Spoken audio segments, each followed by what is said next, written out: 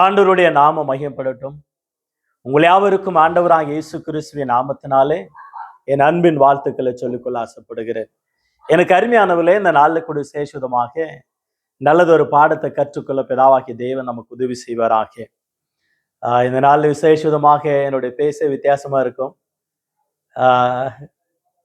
இது வட மாநில ஊழியர்களுக்கு போய் வந்ததுனால என்னுடைய அந்த வெயில் நிமித்தமாக அலர்ஜி ஆயிற்று. ஒரு மாதிரி முகமெல்லாம் ஒரு அலர்ஜி. அதனால கொஞ்சம் ட்ரீட்மெண்ட் எடுக்கிறதுனால கொஞ்சம் பேஸ் வித்தியாசமா இருக்கிறது.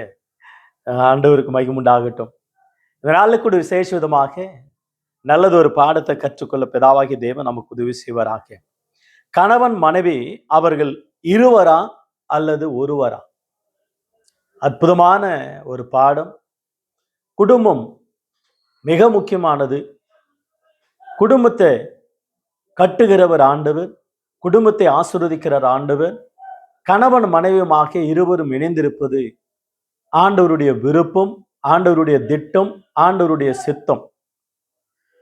இன்னும் பல வார்த்தைகளை நம்ம சொல்ல முடியும் குடும்பங்களை குறித்து.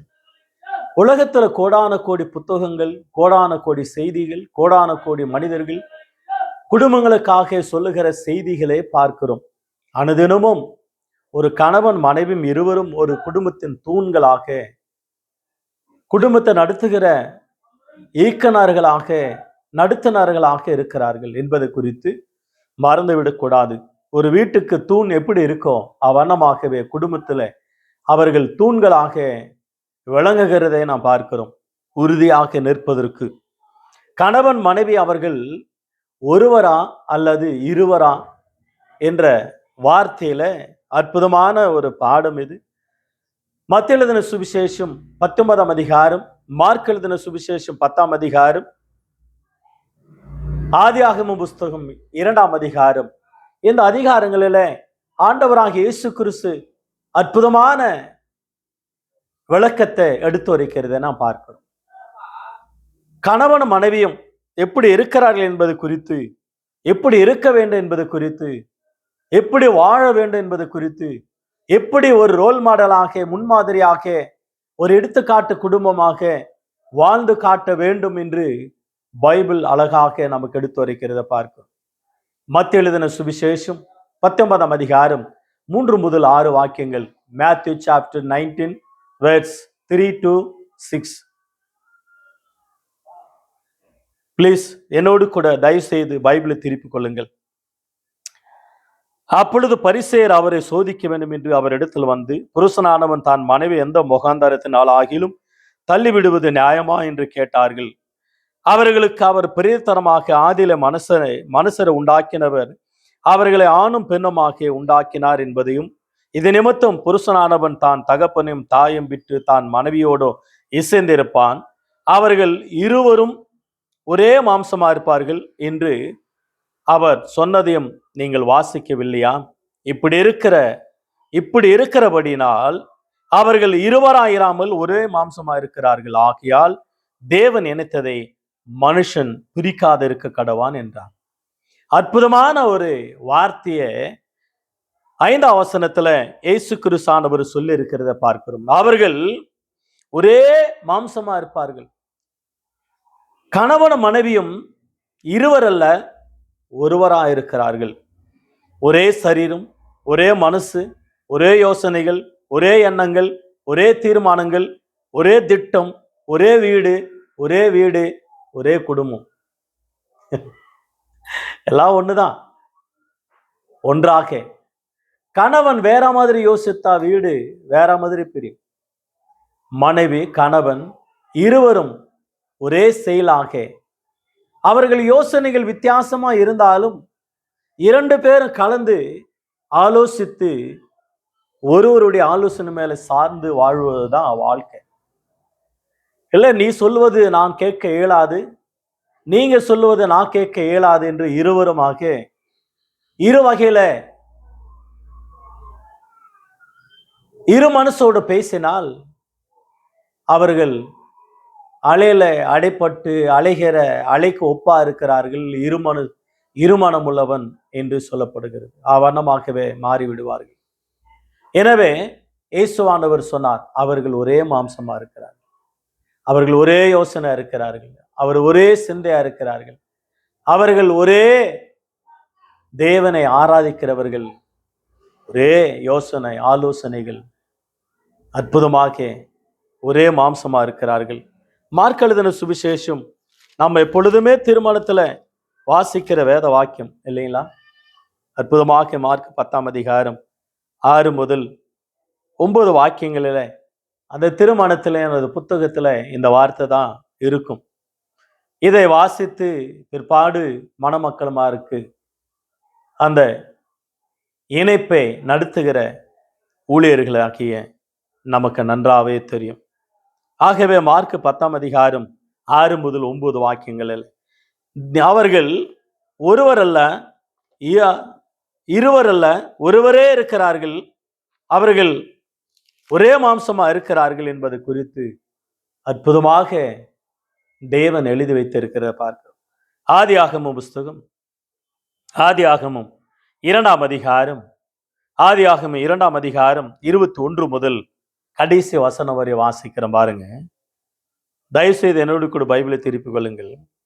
ஆதியாகமம் 2:21. அப்பொழுது தேவனாகிய கர்த்தர் ஆதாமுக்கு அயர்ந்த நித்தரை வர பண்ணினார். அவன் நித்தரை அடைந்தான். அவன் விலா எலும்புகளில் ஒன்று எடுத்து அந்த இடத்தை சதையினால் அடித்தார். தேவனாய் கர்த்தர் தாம் மனுஷனில் எடுத்த விலா எலும்பை மனுஷியாக உருவாக்கி அவளை மனுஷனிடத்தில் கொண்டு வந்தான். அப்பொழுது ஆதாம், இவள் என் எலும்பில் எலும்பும் என் மாம்சத்தில் மாம்சமா இருக்கிறாள், இவள் மனுஷனில் எடுக்கப்பட்டபடினாலே மனுஷி எனப்படுவாள் என்றான். இது நிமித்தம் புருஷன் தான் தகப்பனையும் தான் தாயும் விட்டு தான் மனைவியோடு சேர்ந்திருப்பான், அவர்கள் ஒரே மாம்சமா இருப்பார்கள். ஆதாம் அவன் மனைவி ஆகிய இருவரும் நிர்வாணிகளாயிருந்து வெட்கப்படாது இருந்தார்கள். அவர்கள் ஒரே மாம்சம், அவர்கள் ஒரே சிந்தனை, அவர்கள் ஒரே ஆலோசனை, அவர்கள் ஒரே சித்தம், ஒரே திட்டம், ஒரே தீர்மானங்கள், ஒரே எண்ணங்கள். அவர்கள் இருவர் அல்ல, ஒருவராய் இருக்கிறார்கள். பிதாவாகிய தேவன் அழகாக 23ஆம் வசனத்துல, இவ மனுஷனிலிருந்து எடுக்கப்பட்டபடினால மனுஷி எனப்படுவாள், என் மாம்சத்துல மாம்சமும் என் எலும்பில எலும்பிலும். முதல் கவிதை சொன்னவர் ஆதாம் தான். நிறைய பேர் சொல்லுவாங்களா, கவிதை கண்ணதாசனுடைய குடும்பம் நிகழ்ச்சிகளுடைய அவருடைய வாசகங்கள் அதிகமாக உணர்வுள்ளதான் அர்த்தமுள்ளதா இருக்கும். அவனமாகவே அவருக்கே முதல் கவிஞனாக கவிதை சொல்லுகிற அற்புதமான ஆதாம் என்று இந்த 23ஆம் வசனத்துல வாசிக்கிறோம். என் எலும்பும் என் மாம்சமும் மனுஷனிலிருந்து எடுக்கப்பட்டபடினால மனுஷனப்படுவார். அற்புதமான கவிதை சொல்லுகிறதை பார்க்கிறோம். ஒரே மாம்சம், ஒரே எண்ணங்கள், ஒரே சிந்தனை, எல்லாமே ஒன்றாகவே.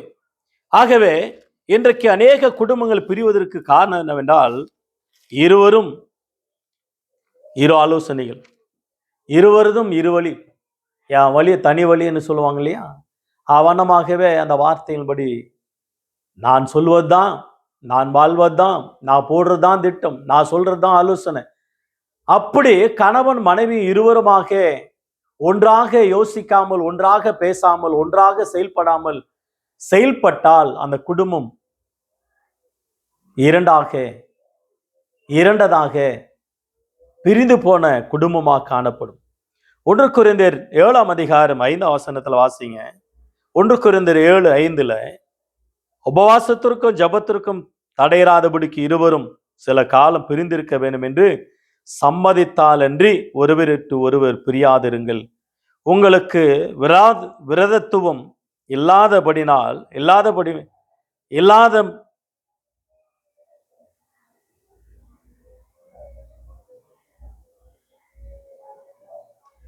இல்லாமையால் சாத்தான் உங்களை தூண்டிவிடாதபடிக்கு மறுபடியும் கூடி வாழுங்கள். பெண்களுக்கு குறிப்பிட்டதுனால மேல தேல புரியாம இருக்கிற அந்த இங்கு கலைந்ததுனால. ஆகவே உபவாசம் ஜபத்திற்கு மாத்திரம்தான் கொஞ்சம் நீங்க பிரிந்து இருக்கணும், ஒரே வீட்டில் தான், பட் இணையாதபடிக்கு சரீரத்திற்கு பிரகாரமாக. ஆனால் அதே வனமாக நீங்கள் பிரிந்திருந்து உங்களுக்குள்ளாக அந்த சரீரத்தினுடைய தேவைகளுக்காக சாத்தான் உங்களை தூண்டிவிடாதபடிக்கு நீங்கள் சேர்ந்து மறுபடியும் வாழுங்கள் என்று வேதம் சொல்லு. ஒரே ஒரு எண்ணத்தோடோ ஒரே சிந்தையோடோ இருவரும் சில காலங்கள்னா ஒரு நாட்களா இருக்கலாம், ஒரு வாரமா இருக்கலாம், 2 வாரமா இருக்கலாம், 40 நாட்கள், 21 நாள், ஒரு வாரம், 7 நாள், 3 நாள் உபவாசமா இருப்பார்கள் சில பேர். ஆகவே எனக்கு அருமையான கர்த்தருடைய பிள்ளை, நம்முடைய வாழ்க்கையில பிரிந்து போக கூடாது என்பது குறித்து வேதம் கூட அற்புதமாக சில பேரை கோடிட்டு காட்டுகிறத நாம் பார்க்கிறோம். கணவன் மனைவியுமாக அக்கில்லா பிரிஸ்கில்லா, கலாத்தியர் அப்போஸ்தலர் புஸ்தகம் 18ஆம் அதிகாரம், அப்போஸ்தலர் 18ஆம் அதிகாரம் 1 முதல் 3 வசனங்கள். கணவனுடனே மனைவி கலந்திருக்க வேண்டும். அக்கில்லா பிரிஸ்கில்லா இருவரும் அற்புதமா இருப்பாங்க பாருங்க. அவர்கள் கூடார தொழில் செய்கிறவர்கள், வேதத்துல கற்று அறிந்தவர்கள், நல்ல அனலாம் வேதாகமல வல்லவனா இருக்கிற அப்புலவுக்கே இவர்கள் ஆலோசனை சொல்லி போதித்து கற்றுக் கொடுத்தார்கள் பைபிள். அந்த அளவுல அற்புதமாக இந்த தம்பதிகள் இருந்ததை பார்க்க. இன்னைக்கு அநேக குடும்பங்களில் பெண்கள் எவ்ரிடே ஒவ்வொரு நாளும் செல்போனில் தான் கிடக்கிறாங்க. செல்போனில், யூடியூப்ல, ஃபேஸ்புக்கில், இன்ஸ்டாகிராமில், இப்படி ட்விட்டரில், டாட்டரில் எனி டைம் அது இல்லாமல் இருக்கவே முடியாது. வேலையும் கூட கம்மி ஆயிடுச்சு. வீட்டு வேலைங்க, வேலை ஸ்தலத்தில் கூட செல்போனில். It is never. அது ரொம்ப ஆபத்தை கொண்டு வரும். இன்னைக்கு மாமியார், மாமனார், வீட்டுக்காரு, அக்கா, தங்காச்சி, இவங்க எல்லாருமே ரொம்ப ரொம்ப வித்தியாசமா இருக்கிறாங்க. செல்போன்ல தான். எனவே போன் பார்க்க கூடாது நான் சொல்ல வரல, போன் வேண்டான்னு நான் சொல்ல வரல. அது இல்லாம வாழ்க்கை இல்லை. ஒன்று படிப்புக்காக, 2வது வேலைக்காக, 3வது ஏதோ நம்முடைய உறவுகள், கணவன் மனைவி, பிள்ளைகள், பெற்றோர்கள், அவர்களோடு கூட தொடர்பு கொண்டு நலம் விசாரிப்பதனால அவைகளுக்கு நாம் அதிகமாக பயன்படுத்துவது, ஊழியத்திற்காக பயன்படுத்துவது, பைபிள் வாக்கியங்களை படிப்பிப்பது, ஆன்லைன் கிளாஸுங்கள், மற்றவங்களுக்கு நாம் எடுத்து காட்டுதல், இவைகள் எல்லாமே நமக்கு பிரயோஜனமாக இருக்கும், அற்புதமாக இருக்கும். எனவே கணவன் மனைவி இருவரும் இணைஞ்ச பிற்பாடு இவங்க ரொம்ப தொடர்பே இருப்பாங்க பாருங்க. காலையில 4 மணிக்கு எழுந்தினாவே போதும், 5 மணிலேருந்து சாயந்தரம் 10 மணி வரையும் அம்மா வீட்டிலேருந்தே போகணும், இவங்க வீட்டிலேருந்து அம்மா வீட்டுக்கே போகணும். 24 hours மாமியார் வீட்டில் நடக்கிறதெல்லாம் அம்மா வீட்டில் சொல்லிட்டு உட்காந்துட்டு இருப்பாங்க. அம்மா வீட்டில் நடக்கிறது இங்கே ஒன்றும் நடக்காது. பொய்து போனா அதே வேலை மாமியாருக்கு, மருமகளுக்கு, மகளுக்கும், தாய்க்கும் பேசிக்கிட்டே இருப்பாங்க பாருங்க. வேற மாதிரியா என்ன பேசுறாங்கன்னு தெரியாது. சங்கீதம் 45ஆம் சங்கீதம் 10-11 வாசிங்க. சங்கீதம் நிறைய மருமகள்கள் காலையில் எழும்புனா சாயந்தரம் வரலையும் அவங்க அம்மா உண்டு, அவங்க அப்பா உண்டு, அவங்க அக்கா உண்டு, அவங்க தங்காச்சி உண்டு, 24 hours ஃபோன். கணவனுக்கு கண்டுக்கிறாங்களே இல்லையோ, இங்கே இருக்கிற கணவன் சாப்பிட்றானோ இல்லையோ, இங்கே இருக்கிற மாமனார் சாப்பிட்றாங்களோ இல்லையோ, நல்லா விசாரிக்கலாம், அவங்களுக்கு துணி துவச்சி சாப்பாடு செஞ்சு கொடுக்கலாம், அவங்கள விசாரிக்கலாம், அவங்கள பார்க்கலாம். No, 24 hours phone. அதுக்கு அடுத்தது வாரத்தில் ஒரு நாள் ஓடிடுறது, மாதத்தில் ஒரு நாள் ஓடிடுறது. ஏன்னா இங்கே சும்மா உட்காந்து சாப்பிட்றதுக்கு அவங்களால முடியல. அங்கே போனால் அம்மா வீட்டிலையாவது வேலை செய்யலாம் இல்லையா? அதுக்காக தான் ஓடுறாங்கன்னு நினைக்கிறேன். நிறைய பெண்கள், நிறைய மனைவிமார்கள் அல்ல, சிலரை குறித்து சொல்கிறேன். நீங்கள் ஒழுக்கமாக இருக்கிறவங்களுக்கு உங்களுக்கு கோபம் வந்துடும், என்னவோ தெரியல. உங்களை குறித்து அல்ல. ஒழுக்கம் கெட்டு வாழ்கிற பிள்ளைகள் மனம் திரும்ப வேண்டும், மனைவிமார்கள் என்பது குறித்து தான். சங்கீதம் 45ஆம் சங்கீதம் 10-11 பாருங்க. குமார்த்திய கேள், நீ உன் செவியை சாய்த்து சிந்தித்து கொள், உன் ஜனத்தையும் உன் தகப்பன் வீட்டையும் மறந்துவிடு, அப்பொழுது ராஜா உன் அழகில் பிரியப்படுவார், அவர் உன் ஆண்டவர் ஆகியால் அவரை பணிந்து கொள். நிறைய பேர் மாமியார் வீட்டுக்கு வந்த பிற்பாடு அம்மாவை குறித்து, அப்பாவை குறித்து, தங்கச்சி குறித்து, தம்பி குறித்து, வீட்டை குறித்து, நாட்டை குறித்து அங்க நடக்கிறதையே டெய்லி இங்க பேசிட்டு இருந்தோமே தவிர இங்க இருக்கிறவங்களை குறித்து கவலைப்பட மாட்டாங்க, கண்டுக்க மாட்டாங்க. அது வித்தியாசமா இருப்பாங்க பாருங்க. ஆகவே வேதம் சொல்லுகிறது, அங்க மறந்துரு, இங்க ஞாபகத்தில் வரட்டும். அதுக்காக சுத்தமா நீ யாரு யாரு எங்கன்னு கேட்க கூடாது. அதே சொல்லி சொல்லி எங்க குடும்பத்துல குழப்பத்தை உண்டாக்க கூடாது. சுத்தமா மறந்து விடுன்றதல்ல, அதே நினைவை சொல்லி குடும்பங்களை குழப்பத்தை உண்டாக்குவாங்க. ஒவ்வொரு வாரமும் எங்க அம்மாவை பார்க்க இருக்க முடியலைங்க, எங்க அப்பாவை பார்க்க இருக்க முடியல, ஒவ்வொரு வாரமும் போயிட்டு இருந்தா என்ன கதி? ஆகையினால புரிந்து கொள்ள வேண்டும். மல்கியா புஸ்தகம் 2:14-15. மல்கியா புஸ்தகம் 2ஆம் அதிகாரம் 14-15. The book of Malachi chapter 2 verse 14 and 15. ஏன் என்று கேட்கிறீர்கள், கர்த்தர் உனக்கும் உன் இளவயதின் மனைவிக்கும் சாட்சியா இருக்கிறான். உன் தோழியும் உன் உடன்படிக்கையின் மனைவியுமாக்கி அவளுக்கு நீ துரோகம் பண்ணினாயே. அவர் ஒருவனல்லாமா படித்தார், ஆவி அவரிடத்துல பரிபூர்ணமா இருந்தது, பின் ஏன் ஒருவனை படித்தார்? தேவ பக்தி உள்ள சந்ததி பெரும்படி தானே. ஆகியால் ஒருவனும் தான் இளவயதின் மனைவிக்கு துரோகம் பண்ணாதபடிக்கு உங்கள் ஆவியை குறித்து எச்சரிக்கையாயிருங்கள். ஆண்டவர் எச்சரிக்கிறார் பாருங்க. ஒரு கணவனை எச்சரிக்கிறார், ஒரு மனைவியை எச்சரிக்கிறார். அற்புதமாக துரோகம் செய்யாதீங்க. இன்னைக்கு நிறைய ஒரே சரீரத்தை நேசிப்பதில்லை. எபேசியர் 5ஆம் அதிகாரம் 21 முதல் 33 வசனங்களை வாசிக்கிறோம். மனைவி தான் கணவனுக்கு கீழ்ப்படின கர்த்தருக்கு கீழ்ப்படுகிறது போல, கணவன் தான் மனைவியில அன்பு கூர்ந்து கசந்து கொள்ளாது இருக்கணும். சபையை கிறிஸ்து நேசிக்கிறது போல மனைவி கணவன் நேசிக்க வேண்டும் என்று வேதம் அற்புதமாக சொல்லுகிற வார்த்தையை பார்க்கிறோம். இங்கே அவர் ஒருவனை படித்தார். ஏன் படித்தார்? பக்தியுள்ள சந்ததியை பெரும்படியாக, சந்ததிகள் பக்தி உள்ளதாக. உன் மனைவிக்கு துரோகம் பண்ணாதே, உன் கணவனுக்கு துரோகம் பண்ணாதே, இருவரும் நம்பிக்கொள்வதாக நீங்கள் வாழ வேண்டும் என்று வேதம் சொல்லுகிறத பார்க்கிறோம். பிரசங்கி 4ஆம் அதிகாரம் 12ஆம் வசனத்துல முப்பரி நூல் சீக்கிரமாய் அறாது, அது அன்பின் கயிறு. ஓசையா 11ஆம் அதிகாரம் 4ஆம் வசனத்துல அன்பின் கயிறு. அந்த அன்பின் கயிறுனால் ஆண்டவர் நம்ம இழுத்து கொண்டார். நாம் அவர் நேசிக்கிறதுனால் நாம் ரட்சிக்கப்படவில்லை, அவர் நம்மை நேசிக்கிறதுனால் நாம் ரட்சிக்கப்பட்டோம். அன்பு, அற்புதமான அன்பு. கணவன் மனைவி, முதலாவது கணவன், இரண்டாவது மனைவி, மூன்றாவது தேவன். ஆனா மூன்றாவது தேவன் இருக்கிற இடத்துல மூன்றாவது நபர் வீட்டுக்குள்ள வந்தா அந்த குடும்பமா அல்ல, அது சின்னாபின்னமாக மாறிவிடும். மூன்றாவது இடத்துல தேவன் இருக்கணும், அல்லது முதல் இடத்துலயாவது தேவன் இருக்கணும். நிறைய பேர் சொல்லுவாங்க மூணாவது நபருக்கு வேலை இல்லைன்னு. ஆனா மூணாவது இடத்துல ஆண்டவராது வைங்க. முதல் இடத்துல தான் அவரு.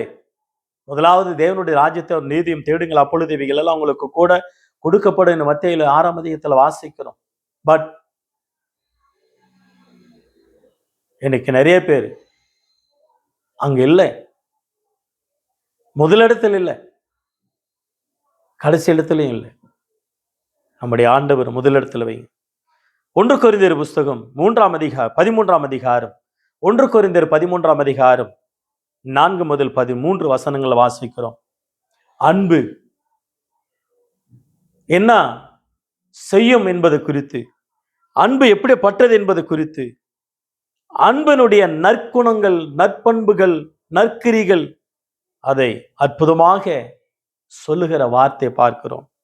அன்பு நீடிய சாந்தம் உள்ளது, தயவுள்ளது, அன்புக்கு போராமில்லை, அன்பு தன்னை புகழாது, இருமாப்பாயிராது, அயோக்கியமானதை செய்யாது, தற்பொழிவை நாடாது, சினமடையாது, தீங்கு நினையாது, அநியாயத்தில் சந்தோஷப்படாமல் சத்தியத்தில் சந்தோஷப்படும், சகலத்தை தாங்கும், சகலத்தை விசுவாசிக்கும், சகலத்தை நம்பும், சகலத்தையும் சகிக்கும், அன்பு ஒரு காலமும் ஒழியாது.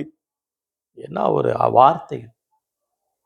கடைசி வசனத்துல வாசிக்கிறோம், பொழுதும் விசுவாசமுமா நம்பிக்கும் அன்பும் இம்மூன்றும் நிலைத்திருக்கிறவைகளில் அன்பே பெரியது. அன்பு இருக்கிற இடத்துல வம்பு தும்புகள் எல்லாம் வராது. ஆ? அம்பு, அன்பு, வம்பு, தும்பு, தெம்பு, கம்பு, என்னதோ கவிதைகள் சொல்லுவாங்க இல்லையா? 1 பேதுரு புஸ்தகம் 4ஆம் அதிகாரம் 8ஆம் வசனம். 1 பேதுரு 4:8 அன்பு திரளான பாவங்களை மூடுமா. நீதிமொழிகள் புஸ்தகம் 10:12 வாசிக்கிறோம். நீதிமொழிகள் 10ஆம் அதிகாரம் 12ஆம் வசனத்தில் அன்பு திரளான பாவங்களை மூடும். கணவன் மனைவிக்குள்ள வருகிற கசுப்புகள், வெறுப்புகள், வேதனைகள், துக்கங்கள், போராட்டங்கள், சஞ்சலங்கள், அடிதடி, அடிச்சுப்பாங்க, போலீஸ் ஸ்டேஷன் போவாங்க, நடுத்தரில் நிற்பாங்க, சண்டைக்கு நிற்பாங்க. ஆனாலும் அவங்களாண்ட இருக்கிற அந்த அன்பு பாருங்க, அதெல்லாம் மறைச்சிடும். ஒண்ணுமே கண்டுக்க மாட்டாங்க. என் செல்லம், என் அன்பு, ஏங்க வாங்க போங்க, சோ அற்புதமா இருக்கும் பாருங்க அவங்களுடைய அரவணைப்பு. ஆகவே எனக்கு அருமையான கத்தொடுப்பில்லை நம்முடைய வாழ்க்கையில்.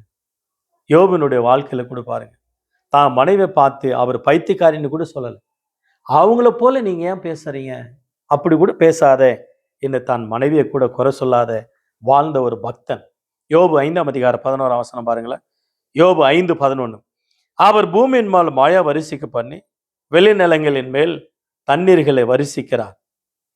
தாழ்ந்தவர்களை உயரத்தில் வைத்து துக்கிக்கிறவர்களை ரட்சித்து உயர்த்துகிறார். ஏன் அந்த வார்த்தை வாசிக்கிறேன்னா, அற்புதமாக யோபினுடைய வாழ்க்கையில ஒரு மறுமலர்ச்சி, ஒரு மழை போல அன்பு பொழிகிற ஒரு பக்தன். ஆனா அவங்க மனைவி யோபு 2:9-10 ஜீவனை விடு, தேவனை தூசி, ஏன் இப்படி உத்தமத்தில் இருக்கிற திட்டனா கூட மனைவி நேசிக்கிற ஒரு குணம், மனைவிக்கு நல்ல புத்திமதியை சொல்ற ஒரு அற்புதமான ஒரு தேவ மனுஷன், நீதிமான், உத்தமன், சன்மார்கன், தேவனுக்கு பயந்து வாழ்கிற மனுஷன். கணவன் மனைவி இருவரும் தினந்தோறும் செபிக்க வேண்டும், ஒருவர் நேசிக்க வேண்டும். நியாயாதிபதிகள் புஸ்தகம் 13ஆம் அதிகாரம் 3-12, நியாயாதிபதிகள் 13ஆம் அதிகாரம் 3-12, 13ஆம் வசனம் கூட மனோபாவும் தனது மனைவியும் தேவனுக்கு பலியிட்டு தேவனை ஆராதித்து எங்களுக்கு பிறக்க போற குழந்தையை நாங்கள் எப்படி வளர்க்க வேண்டும், எங்களுக்கு பிறக்க போற குழந்தையை நாங்கள் எப்படி நடத்த வேண்டும், எங்களுக்கு ஆலோசனை சொல்லுங்க, எங்களுக்கு புத்திமதியை சொல்லுங்க என்று சொல்லி கணவன் மனைவி இருவருமாக ஜெபிக்கிற ஒரு குடும்பமாக பார்க்கும்.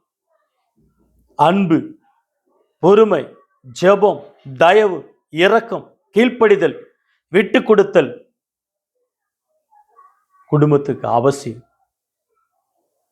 ஒருவர் விட்டு கொடுத்து அன்பு செலுத்தி அரவணைத்து போவது மிகவும் அவசியம். பரிசுத்தவான்கள் குடும்பங்கள் பாருங்க. ஆபிரகாமின் குடும்பம், சாராள் தான் கணவன் எப்படி அழைத்தாலாம். 1 பேதுரு புஸ்தகம் 3ஆம் அதிகாரம் 5-6, கடைசியாக 1 பேதுரு புஸ்தகம் 3ஆம் அதிகாரம் 5-6 இப்படியே பூர்வத்தில் தேவனிடத்தில் நம்பிக்கை இருந்த பரிசுத்த ஸ்திரீகளும் தங்களுடைய புருஷர்களுக்கு கீழ்ப்படிந்து தங்களை அலங்கரித்தார்கள். அந்தபடியே சாராள் ஆபிரகாமை ஆண்டவன் என்று சொல்லி அவனுக்கு கீழ்ப்படிந்திருந்தால் நீங்கள் நன்மை செய்து ஒரு ஆபத்துக்கும் பயப்படாது இருந்தீர்களானால் அவளுக்கு பிள்ளைகளாயிருப்பீர்கள். சாராள் தான் புருஷனாகிய ஆபிரகாமை என் ஆண்டவனே என்று அழைத்தான். தமிழ் ஆண்டவன், இங்கிலீஷ் பைபிள்ல மை லார்ட். தான் கணவனை ஹஸ்பண்ட மை லார்டுன்னு கூப்பிட்டாங்க. ஆனா இன்னைக்கு இருக்கிற மனைவிமார்கள், நீ என்ன பெரிய லார்டு லபுக்காயா, பெரிய லார்ட் மாதிரி பேசுற அப்படின்னு மனைவி கணவனை பார்த்து திட்டுகிறத பார்க்கிறோம். நீ என்ன பெரிய லார்டா? ஆனா சாராள் தான் கணவனை மை லார்ட், என் ஆண்டவனே சொல்லி கீழ்ப்படிந்தார். எபேசியர் அதான் வாசிக்கிற. எபேசியர் 5ஆம் அதிகாரம் 33ஆம் வசனத்துல வாசிக்கிற அற்புதமான ஒரு வார்த்தை, எப்படியும் உங்களில் அவனவன் தன்னிடத்தில் அன்பு கூறுவது போல தான் மனைவிடத்தில் அன்பு கூறு கடவான், மனைவியும் புருஷனிடத்துல பயபக்தியா இருக்க கடவான். 33ஆம் வசனம். மனைவி கணவன் இடத்துல பயபக்தியா இருக்கணுமா?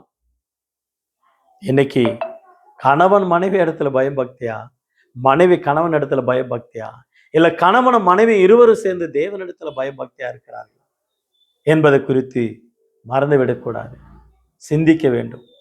கணவன் மனைவி அவர்கள் இருவரா அல்லது ஒருவரா? அவர்கள் ஒருவரா இருக்கிறார்கள். வேதம் சொல்லுது ஒரே எண்ணங்கள், ஒரே சரீரம், ஒரே மனசு, ஒரே யோசனை, ஒரே ஆலோசனை, ஒரே எண்ணங்கள், ஒரே சிந்தனைகள், ஒரே தீர்மானங்கள், ஒரே திட்டம், ஒரே வீடு, ஒரே ஊர், ஒரே அன்பு, ஒரே விசுவாசம், ஒரே தேவன், ஒரே சபை. இருவரும் இருவரும் ஒருவராக இணைந்து தேவன் இணைத்தது. நீங்கள் பிரிந்து போகாதபடிக்கு வாழுங்க. கர்த்தர் உங்களை ஆசீர்வதிப்பார். ஆண்டவருடைய நாமம் மகிமைப்படட்டும். God bless you all.